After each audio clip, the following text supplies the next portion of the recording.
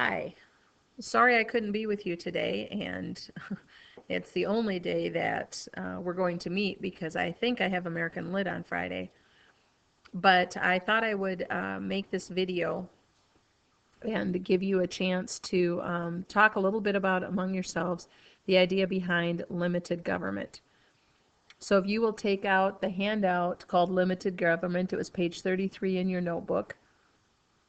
We're going to go through some of those and then also spend a little bit of time discussing the examples that are listed at the front of your worksheet. As you can see by this graphic with this yellow tape, that our government is set up so that it cannot do whatever it thinks it wants to do. President Trump, Congress, the judiciary, governors, all of our government officials have to operate under certain limitations. There are things they cannot do because the Constitution and tradition says that's not acceptable here. So if we look at your worksheet, the first thing we want to do is our government is not all powerful. And the Bill of Rights is the one part of our Constitution that really guarantee our individual liberties and rights and make sure that they cannot ever take away our freedom of speech, our right to an attorney, the right to remain silent. All of those things are examples of those are our rights and limitations on government. Okay? The Constitution is the supreme law of the land, and that is found in Article 6 of the Constitution. Nothing can come in conflict with the Constitution. So that means that Iowa cannot pass a law that will take away your freedom of speech or your right to worship or your right to an attorney. And then throughout the course of history, those kinds of challenges have come about because the fact that because the Constitution is the supreme law of the land, that was determined that the federal government, the state governments have to be in compliance with that. And we had a civil war because of it. So all laws, ordinances, statutes, school laws, all of that have to be in compliance with the Constitution.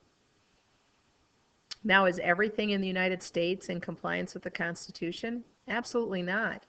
And when it isn't in compliance, it takes somebody to step up and say, that's not right, and sue and get things back in alignment. But if you don't have the money, time, or resources in order to sue, then some of those things are overlooked. But regardless, the supreme law of the land and the Constitution in Article 6 prevents our government from becoming an autocracy. Okay? Huh. Wonder what that is. So the preamble sets up the goals of our government. Okay? And there are 7 articles, which think of an article as a chapter. And that pretty much sets up the structure of our government, what the House of Representatives' powers are, what the reserved powers of the state include. Then we have amendments, which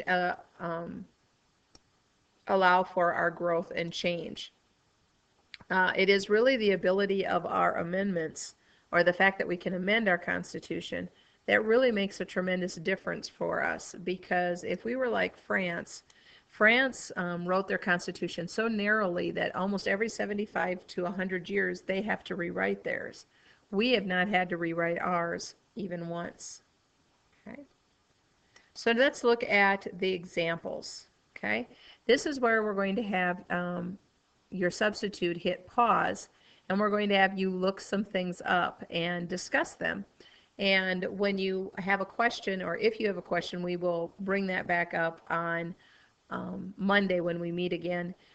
So, under what circumstances can the police search your home or car? We're going to have you Google that. So, under what circumstances, search warrant or no search warrant, and when can they look at your car? And what is the definition of probable cause? Okay. The next thing that I'm going to have you look at is what is called due process. Due process is what happens to you when you are arrested. It is the arrest, the trial, and the sentencing. And everything has to be done in a proper format. But due process also can talk about when you're fired and what is your due process when you lose your job. So for one thing, for when you are arrested, you have the right to an attorney. That is a limitation on our government. They can't just arrest you, throw you in jail, and expect you to figure it out. We have the right to remain silent, or freedom from self-incrimination. That is in the Fifth Amendment. Okay. One of the best pieces of advice that I can ever give you when you're dealing with the law is that if you're arrested, keep your mouth shut. Okay? Now, if you haven't done anything wrong, that's one thing. But if they are looking at you as a suspect, for heaven's sakes, don't tell them anything. Okay? Another limitation to our government is the inability of our government just to arrest and throw somebody in jail. We have what is called habeas corpus. And it's saying that the government can only hold us for so many hours before it must charge us or release us. Okay? We have freedom from cruel and unusual punishment, which is the Eighth Amendment. Now, there are varying definitions of whether the death penalty is cruel and unusual punishment. So far, the courts have said no, it's not, as long as the death penalty is done with as humanely as possible, meaning that the electric chair has been deemed as inhuman. Hanging by the neck till dead is seen as inhuman. Okay, so what I want you to search now is what methods would be legal. Because even though I had said, I just got done saying hanging is seen as illegal, there are some states that still allow that. So taking a look, what methods of capital punishment would be seen as legal or illegal? Okay. So another limitation on our government is the ability that we have the right to bear arms, but the government can limit an individual's ownership. So what can the government do if you have a gun to as a limit of our individual liberties? So the pendulum goes both ways. We have limits on our government, but the government also has limits on us. Okay? The substitute right now will be handing out a worksheet that talks about the separation of powers. You don't have to do the front side, but on the back side there is an activity for you to color, believe it or not. What you're going to do is you're going to use your Constitution that you have in your notebook, and you're going to color those squares that are related to the legislative branch. And I think I have it as yellow. And then those colors that are related to the executive branch, those boxes that are related to the executive branch, you color a different color. And the judicial branch, you color a third color.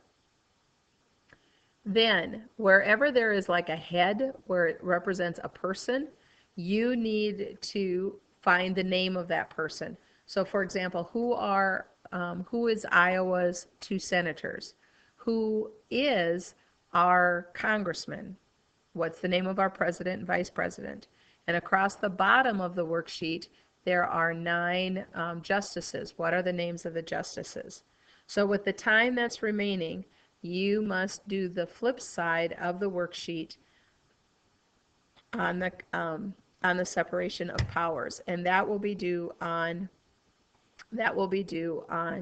Monday, along with your current events. All right. Thanks. We'll see you then.